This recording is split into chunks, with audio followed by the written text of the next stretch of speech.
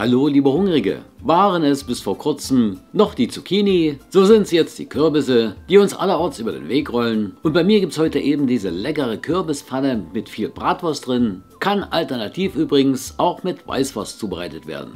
Wir brauchen dafür passierte Tomaten und Cocktail- oder auch Kirschtomaten, jedenfalls eine kleine Sorte. Wir brauchen Zuckerschoten, angewürzten Pfeffer und Salz, außerdem noch ein bisschen Fenchelsamen. Wir brauchen die Bratwürste, wie gesagt, auch Weißwürste werden möglich, Öl, Butter, die Zwiebel, vorzugsweise rot und selbstverständlich den Kürbis. Gern Hokkaido, aber auch Muskatkürbis eignet sich dafür prima.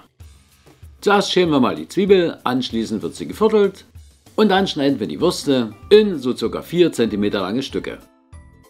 Nun den Kürbis erst halbieren, dann vierteln, macht sich gut mit dem Brotmesser. Das ist ja auf eine harte Kruste bzw. Schale spezialisiert. Anschließend am besten mit dem Esslöffel Kerne und loses Fruchtfleisch entfernen. Schälen entfällt ja beim Hokkaido-Kürbis. Anschließend die Stücke erst in Scheiben und dann in Würfel schneiden. Die Zuckerschoten putzen und dann in Stücke schneiden und anschließend halbieren wir die Tomaten. Die Vorbereitungsarbeiten hätten wir damit. Nun geben wir in eine große Pfanne die Butter und etwas Öl, erhitzen und dann geben wir die Kürbisstücke mit in die Pfanne und braten diese so für 4-5 Minuten an. Nun kommen auch die Bratwurststücke mit rein und werden so für ca. weitere 5 Minuten mit angebraten. Wenn ihr sie dunkler haben wollt, dann noch eine Minute drauf geben. Dann kommen die Zwiebelstücke mit hinein. Der Fenchelsamen wird eingestreut. Alles umrühren und nochmals so für ca. weitere 3 Minuten braten. Nun gießen wir die passierten Tomaten mit hinzu, verrühren alles, reduzieren die Temperatur etwas und lassen die Pfanne nun so für 3-4 Minuten köcheln. Auch mal umrühren zwischendurch. Fehlen noch die Zuckerschoten, auch diese kommen nun mit ran. Alles vermengen und für weitere 5 Minuten schmoren lassen.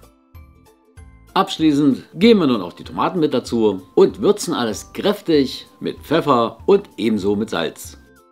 Nochmals gründlich umrühren, die Temperatur wieder etwas erhöhen und zwar so für ca. 3 Minuten.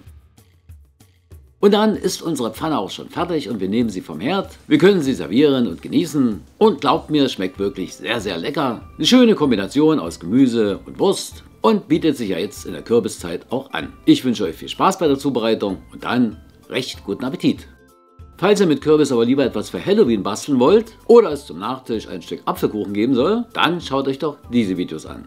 Bis zum nächsten Mal. Tschüss, bye bye.